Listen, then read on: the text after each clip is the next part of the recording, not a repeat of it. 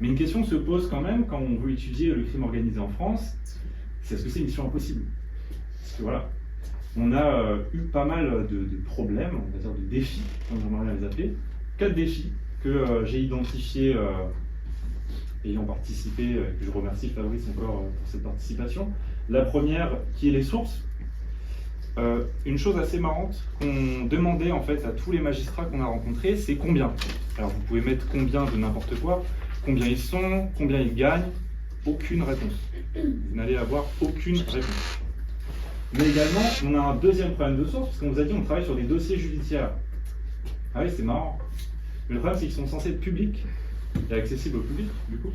Mais c'est un peu plus compliqué que ça, parce que pour l'instant, on en a eu combien? Un seul?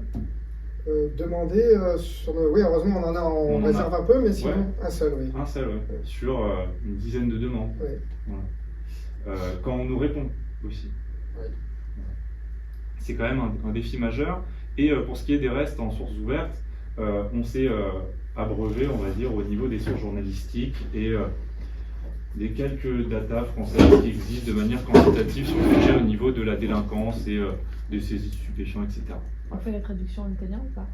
Non. Pas de fait. Petit capitule. Le deuxième défi, qu'on n'a pas vraiment rencontré mais qui mérite quand même d'être souligné, c'est les entretiens. Les personnes, il faut les contacter, il faut qu'ils acceptent, qu'ils prennent le temps. Quelque chose qu'on avait de notre côté, on va dire, c'était au niveau de l'anonymat. Donc ils n'avaient pas besoin de demander aux supérieurs s'ils pouvaient, etc.